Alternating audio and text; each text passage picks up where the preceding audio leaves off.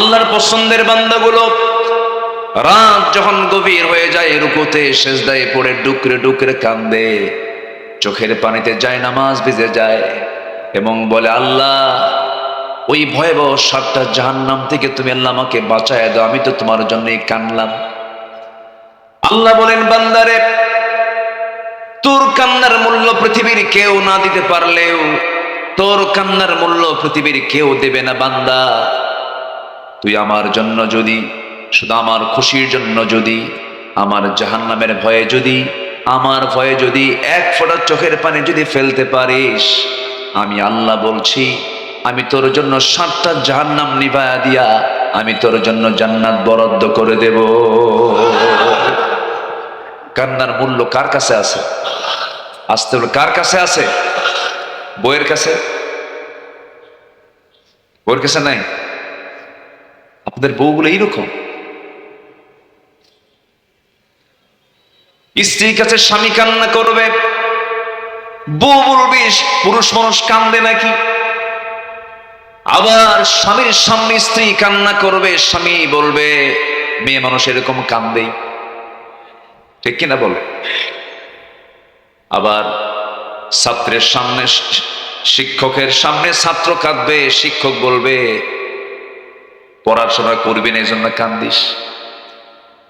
পৃথিবীর মানুষ কান্নার উৎস খুঁজবি, সেই কান্নার কোনো মূল্য দিতে পারবে না। কিন্তু আল্লাহ বললেন, বান্দা তোর কান্নার মূল্য আমার কাছে এত দামি, তোর কান্না যদি শুধু আমার জন্য হয়, তোর জন্য জাহান্নামটা আমি আল্লাহ হারাম করে দেব।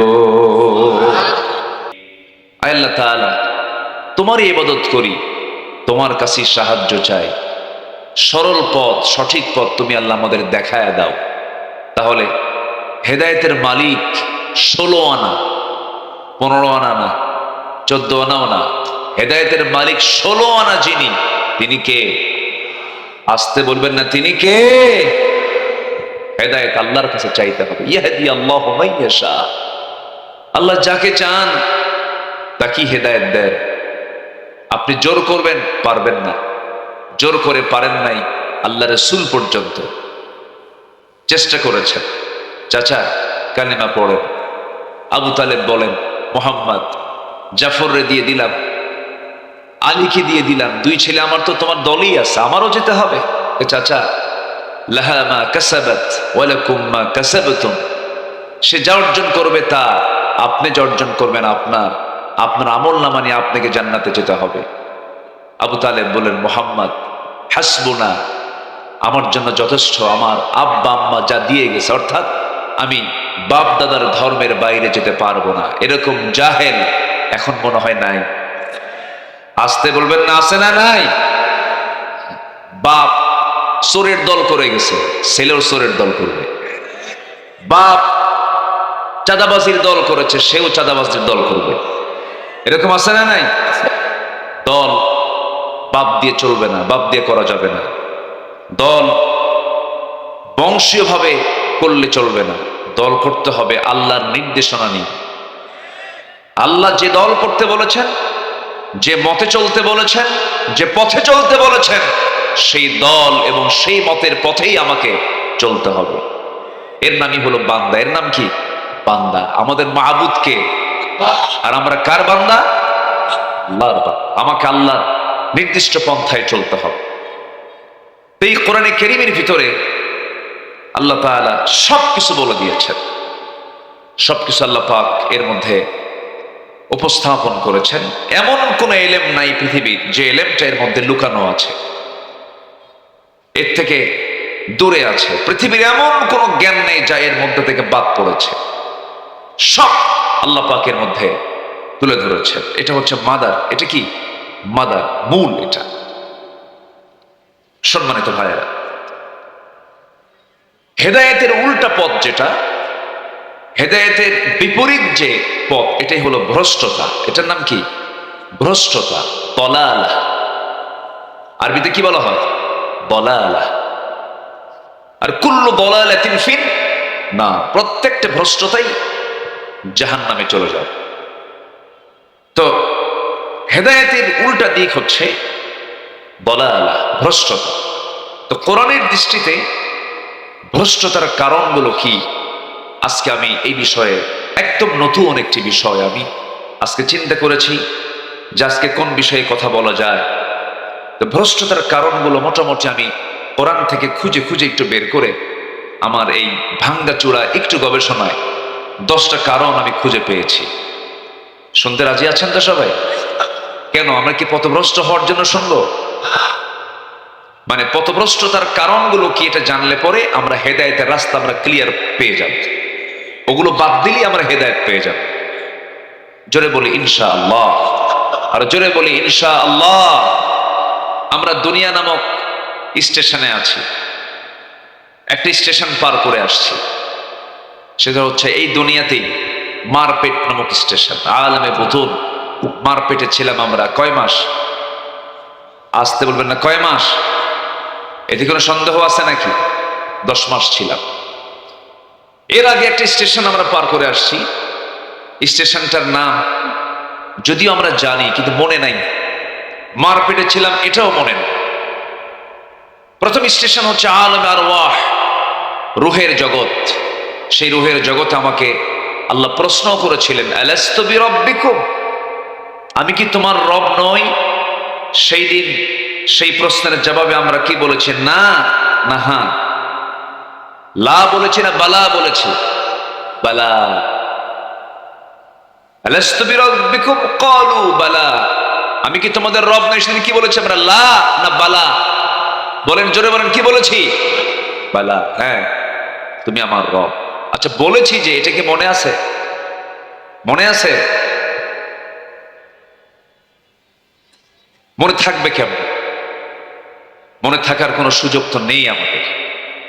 মার পেটে ছিলাম এটাও মনে থাকার কোনো সুযোগ নেই, কিন্তু মার পেটে ছিলাম এতে কোনো সন্দেহ নাই। আমি বলেছি হ্যাঁ তুমি আমার রব, এটাও কোনো সন্দেহ বলে আসছে। তাহলে আমরা ওয়াদা করে আসছি, কিন্তু সেই ওয়াদা যদি আমরা ঠিক না রাখি তাহলে আমরা ওয়াদা রক্ষাকারী হব না ওয়াদা ভঙ্গকারী হব? ভঙ্গকারী হয়েছে। বলে আসছি যে এটার প্রমাণ হলো কোরআন। এটার প্রমাণ কি?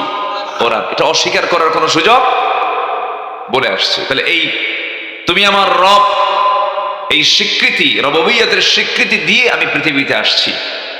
যদি এই স্বীকৃতির খেলাফ কিছু করি আমি ওয়াদা ভঙ্গ করে ফেললাম।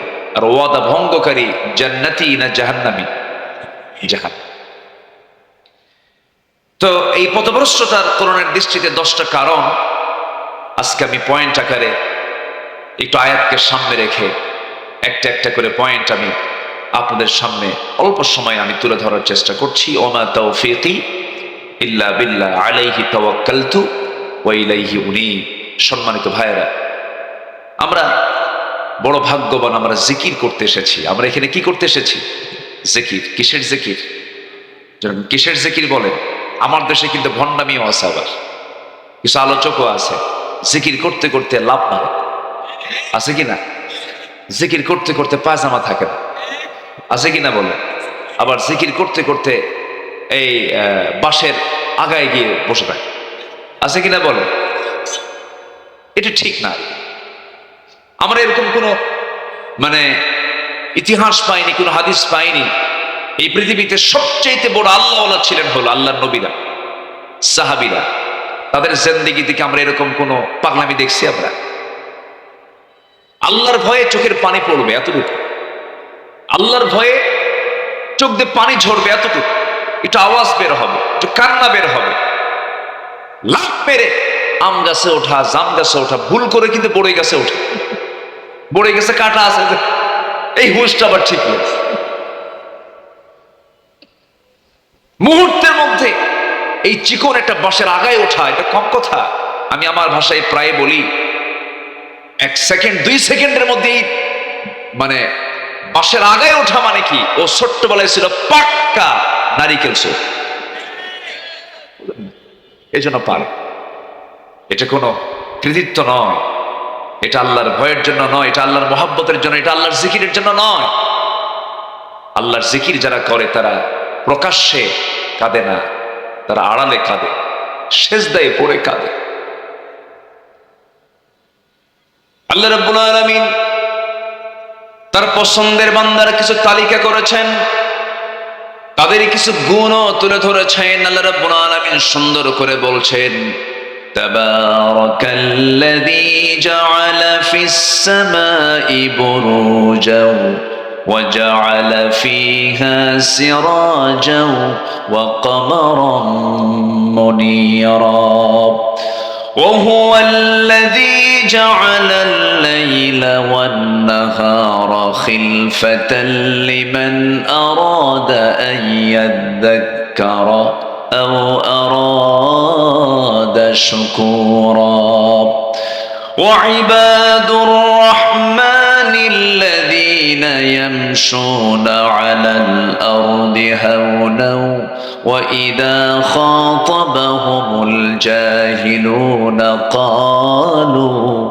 سلاما والذين يبيتون لربهم سجدا وقياما আল্লাহর পছন্দের বান্দাগুলো রাত যখন গভীর হয়ে যায় রুকুতে সিজদায় পড়ে ডুকরে ডুকরে কান্দে, চোখের পানিতে যায় নামাজ ভিজে যায় এবং বলে, আল্লাহ ওই ভয়াবহ ৭টা জাহান্নাম থেকে তুমি আল্লাহ আমাকে বাঁচায় দাও, আমি তো তোমার জন্যই কানলাম। আল্লাহ বলেন, বান্দারে তোর কান্নার মূল্য পৃথিবীর কেউ না দিতে পারলেও, তোর কান্নার মূল্য পৃথিবীর কেউ দেবে না। বান্দা তুই আমার জন্য যদি, শুধু আমার খুশির জন্য যদি, আমার জাহান্নামের ভয়ে যদি, আমার ভয়ে যদি এক ফোঁটা চোখের পানি যদি ফেলতে পারিস, আমি আল্লাহ বলছি আমি তোর জন্য ৭টা জাহান্নাম নিভায়া দিয়া আমি তোর জন্য জান্নাত বরাদ্দ করে দেব। কান্নার মূল্য কার কাছে আছে? আসতে বলে কার কাছে আছে? বইয়ের কাছে? বইয়ের কাছে নাই? আপনাদের বউগুলো এইরকম, স্ত্রীর কাছে স্বামী কান্না করবে, বউ বলবে পুরুষ মানুষ কান্দে নাকি। আবার স্বামীর সামনে স্ত্রী কান্না করবে, স্বামী বলবে মেয়ে মানুষ এরকম কান্দে, ঠিক কিনা বলে। আবার ছাত্রের সামনে, শিক্ষকের সামনে ছাত্র কাঁদবে, শিক্ষক বলবে পড়াশোনা করবি না এই জন্য কান্দিস। পৃথিবীর মানুষ কান্নার উৎস খুঁজবি, সেই কান্নার কোনো মূল্য দিতে পারবে না। কিন্তু আল্লাহ বললেন, বান্দা তোর কান্নার মূল্য আমার কাছে এত দামি, তোর কান্না যদি শুধু আমার জন্য হয়, তোর জন্য জাহান্নামটা আমি আল্লাহ হারাম করে দেব। অতএব এমনি জায়গায় কেন্দা লাভ নাই। যা কাঁদবো আমরা কার কাছে? আসতে বলবেন না, কার কাছে কাঁদবো? কাঁদো বাঙালি কাঁদো। কি কোন মাসে? কোন মাসে? আগস্ট। কাঁদো বাঙালি কাঁদো। কিসের জন্য কাঁদবো? আমার পাপের জন্য কাঁদবো। কার কাছে কাঁদবো আমরা? আল্লাহর কাছে কাঁদবো। কোথায়? সে কান্নাকাটি আর নাই, সব চলে গেছে। এমন চুরি করছে, চুরি তো পুকুর চুরি না, করছিল সাগর চুরি। কি চুরি? সাগর। আর কয়েকদিন থাকলে দেশই থাকবে, সব বন্দোবস্ত হয়ে গেছিল। এটা দ্বিতীয় লন্দুক দর্জি। এটা সিকিমকে যেভাবে আমার পার্শ্ববর্তী দেশ অ্যাটাক করেছিল, ঠিক ওই রকম ভাবেই সেকেন্ড লন্দুক দর্জির ভূমিকায় তাকে আনতে চেয়েছিল। সম্মানিত ভাইয়েরা, যুবকদের রক্ত আল্লাহ পাক পছন্দ করেছেন। রক্তের বিনিময়ে মজলুম বান্দাদের চোখের পানি যুগ পার হয়ে গেছে। এই কাশিমপুর কারাগারে দিনেতিপাত করেছেন, চোখের পানিতে জায়নামাজ ভিজে গেছে। আল্লামা শহীদ দেলাওয়ার হোসেন সাইদ রাহিমাহুল্লাহ। এই তো এই আবহাওয়ায় তিনি 12টা বছর কাটিয়ে দিয়েছেন। এই আবহাওয়া আমি এসেই বললাম, আগে হাবিবুর রহমান সাহেবকে বললাম যে এখান থেকে কারাগার কত দূর? বলল, হুজুর আপনার আলোচনার আওয়াজটা কারাগারের লোকেরা শুনতে পাবে। এখন হয়তো বসে আছে ওই জায়গায় দরবেশ বসে আছে, দরবেশ আছে না এখানে? লাভ কি হলো? সবার ঘরে ঘরে নাপা আছে। নাপা মানে কি? প্যারাসিটামল। এই নাপা কোম্পানি যেটা বেক্সিমকো, এই বেক্সিমকোর মালিক হাজার হাজার কোটি টাকার মালিক, এত সম্পদ, কত কেলেঙ্কারি আছে তার বিরুদ্ধে তার জীবনে। এত সম্পদ করলো, এত কিছু করলো, এরপরেও আল্লাহ বলছেন বান্দা আমার কোরআন থেকে দূরে থাকবি, ধরবো। ধরে নাই, আজ থেকে ধরে নাই। আল্লাহ রাব্বুল আলামিন বলেন ومن أعرض عن ذكري فإن له معيشة ضنكا ونحشره يوم القيامة أعمى। আল্লাহ রাব্বুল আলামিন বলছেন আমার জিকির থেকে, আমার কোরআন থেকে যে বান্দা নিজেকে গুটিয়ে রাখবে, আমার বিধানকে বাদ দিয়া অন্য বিধানকে যারা মানবে, আমার জিকির বাদ দিয়ে যারা দিল্লির জিকির করবে, রাশিয়ার জিকির করবে, আমেরিকার জিকির করবে, আল্লাহ বলছেন আমি তার জন্য দুনিয়ার জীবনকে সংকীর্ণ করে দেব। সে শান্তি পাবে না। টাকা থাকবে, পয়সা থাকবে, কিন্তু শান্তি নাই। আছে শান্তি? আছে, আছে শান্তি আছে।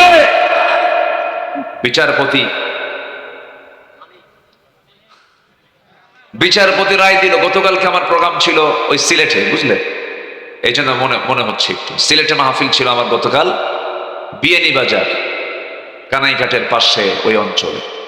যারা ওর 2 বিসি আউট করে দিছে, তারা আমার সাথে একটু দেখা করতে আসছে। হুজুর আমরা সাইজ করছি, একদম নিজের হাতে শক্তভাবে আদায় করে দিচ্ছে। সম্মানিত ভাইয়া, এত বড় বেয়াদব, এত বড় উশৃঙ্খল, এরা বিচারপতির চেয়ারে বসেছিল। এরা বিচারপতি না, এরা ছিল সন্ত্রাস।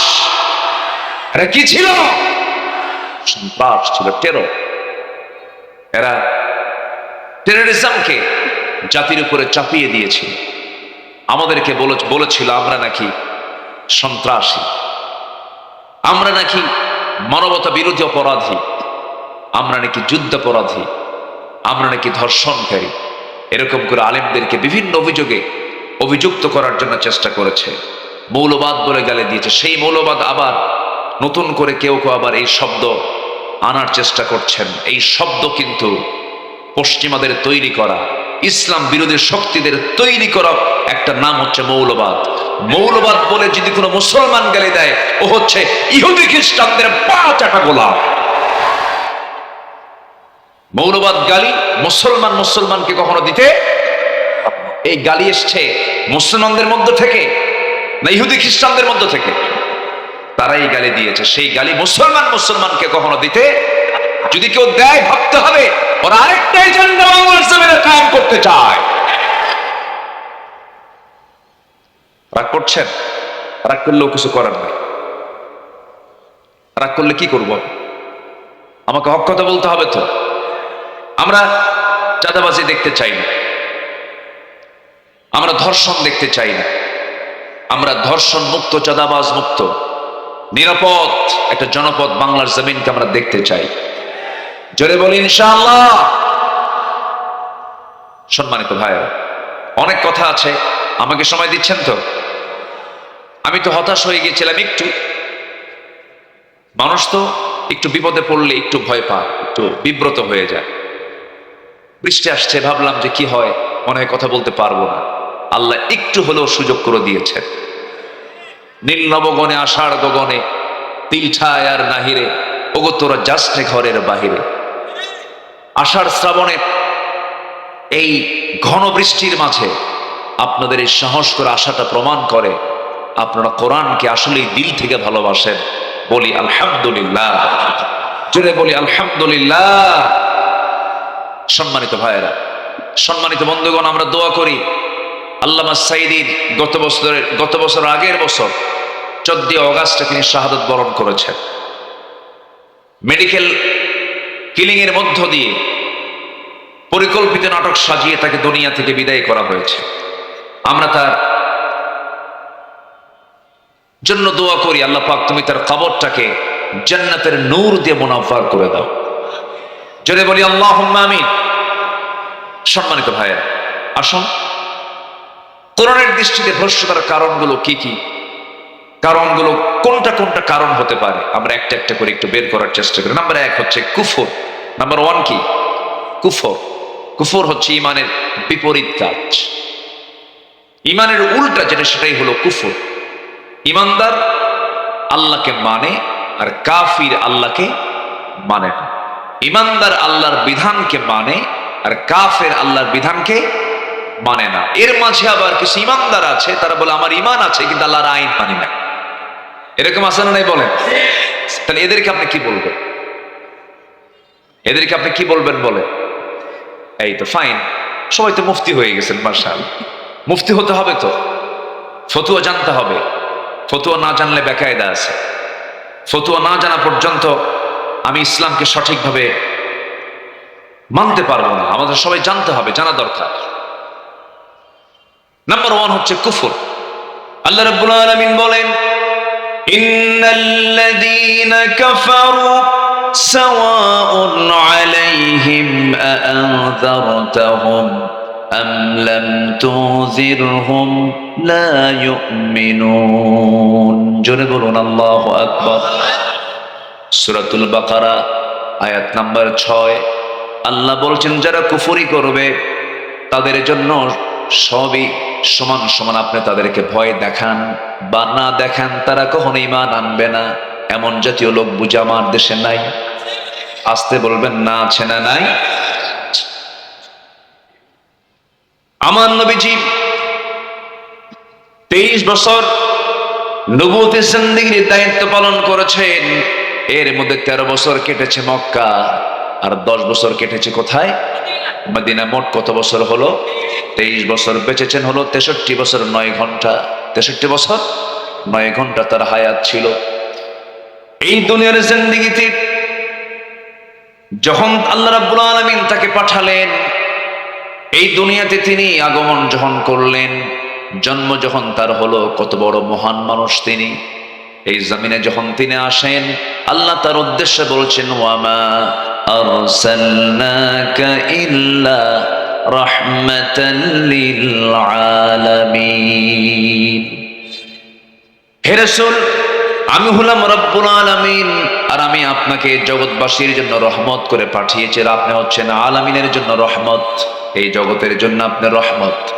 এই পৃথিবীতে যত পয়গম্বর পাঠিয়েছেন, সমস্ত পয়গম্বরদের মধ্যে শ্রেষ্ঠ পয়গম্বর কোন পয়গম্বর বলুন? মুহাম্মদ সাল্লাল্লাহু আলাইহি ওয়াসাল্লাম। একটু বৃষ্টি আসছে মনে হয় না? আচ্ছা, সমস্যা নাই তো। আমি মাহফিল কমিটি কিছু বলেছিলাম যে আপনারা কি আষাঢ় মাস, শ্রাবণ মাস বসার জন্য কি অনুকূল পরিবেশ রেখেছেন কিনা? হুজুর সব ঠিকঠাক আছে। ঠিকঠাক কই থাকবে? ঠিকঠাক নাই তো। একটু ত্রিপল করে দিতেন একটা এরিয়া পর্যন্ত, সুন্দর ত্রিপল করে দিলে তাহলে এই টেনশনটা থাকতো না। ত্রিপল ধরেন 200 ফিট করে যদি একটু ত্রিপল করে দিতেন, এই যে হাজারো শ্রোতা এখানে আসছেন আপনারা, এবং ভিতরে বাইরে প্রচুর লোক, কিন্তু বাইরেও কিন্তু অনেক মানুষ বসার জায়গা পাচ্ছে না বলে, হচ্ছে না বলে একটু ছিটে ছিটে ভাব হয়ে আছে, এই জিনিসটা থাকতো না। তবে মাহফিল কমিটির পক্ষ থেকে আমি ক্ষমা সুন্দর দৃষ্টি কামনা করছি, কিছু মনে করবেন না, তারা হয়তোবা সেই ব্যবস্থা করতে পারেন নাই। আমরা মাহফিলের বরকত কামনা করি, আল্লাহ কবুল করুন। জোরে বলি আল্লাহুম্মা আমিন। তবে একটু ধৈর্য ধরো, আমার দিকে একটু তাকান। তাহলে 1 নম্বর হচ্ছে কুফর। এই কুফরই কিন্তু ইমানদারের মাধ্যমেও ঘটতে পারে কিছু কিছু ক্ষেত্রে। যেমন আমার রাসূল বলেছেন, মান তারাকা সালাতান মুতাআম্মিদান ফাকাদ কাফার। যে ব্যক্তি 1 ওয়াক্ত নামাজ ইচ্ছাকৃতভাবে ছেড়ে দিল, সে যেন কুফরি করলো। আল ফারকু বাইনাল মুমিন ওয়াল কাফির তারকুস সালাহ। মুমিন এবং কাফেরের মাঝে পার্থক্য সৃষ্টিকারী হলো নামাজ। আমার বন্ধুগণ, এই জন্য ইমানদার জীব সে কখনো কুফরি করতে পারে না। আল্লাহ রাব্বুল আলামিন আর এই জায়গায় বলছেন আফাতুমিনুনা বিবাদিল কিতাবি ওয়া তাকফুরুনা বিবাদ, তোমরা কিতাবের কিছু অংশ মানবে আর কিছু অংশ মানবে না, তা হবে না, তোমাকে পুরোপুরি মানতে হবে। ব্যক্তিগত জীবনে আপনি ইসলামকে মানবেন, রাজনৈতিক জীবনে মানবেন না। নামাজে আপনি ইসলামকে মানবেন, সমাজে আপনি ইসলামকে মানবেন না। নামাজে আপনি ইসলামকে মানবেন, আপনি ব্যবসায় ইসলাম মানবেন না। নামাজে আপনি ইসলামকে মানবেন কিন্তু যাকাত না মেনে সুদকে মানবেন, আপনি মুনাফিক হয়ে গেছেন। এরকম মুনাফিক তো আমার দেশে খুঁজে পাওয়া খুব মুশকিল। সুদ কারা খায়? আমার দেশের লোক সুদ কি সুদখোর আছে? সুদখোর আছে। এই সময় কি উঠবেন না, উঠলে ভাববো ওটাই সুদ খায়। বসেন, ওয়াজের পয়েন্ট অনুযায়ী একটু সিদ্ধান্ত নিতে হবে, কিন্তু একটু বসেন। সম্মানিত ভাইয়েরা, যারা নামাজও চায়, যারা সুদও চায়, যারা নামাজ চায়, যারা বেহায়াপনা চায়, যারা নামাজও চায়, যারা সিনেমা হলও চায়, এরা ইমানদার নয়, এরা ফাসিক, এরা মুনাফিক। আছে না নাই? একই মঞ্চে কোরআন তেলাওয়াত শুরু হয় আর নাচ দিয়ে শেষ হয়, আছে কি? একই মঞ্চ, একই মঞ্চেই কোরআন তেলাওয়াত শুরু করে আর কি দিয়ে শেষ করে? নাচ দিয়ে শেষ। এরকম দল আছে কিনা আমার দেশে? আছে কিনা? মৃত্যুবার্ষিকী, শাহাদত বার্ষিকী, প্রথমে কোরআন তেলাওয়াত শুরু হয়, এরপর নৃত্য পরিবেশন দিয়ে শেষ হয়। যে নেতৃত্বের ভিতরে এই মুনাফিকি আছে, ওই নেতৃত্বের মুখে আমরা জুতা মারি, থুতু মারি। আগামীর দেশ আমরা দেখতে চাই কোরআনের দেশ। রাজি আছেন তো সবাই? আইয়ুব করেছে শাসন, মুজিব দিয়েছে ভাষণ, নাকি? আর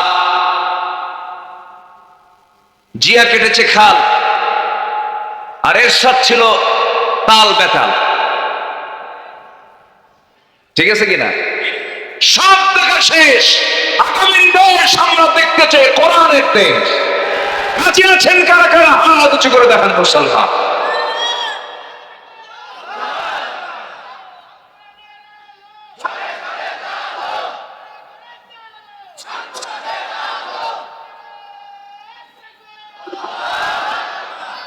আল্লাহ কবুল করুন, জোরে বলি আমিন।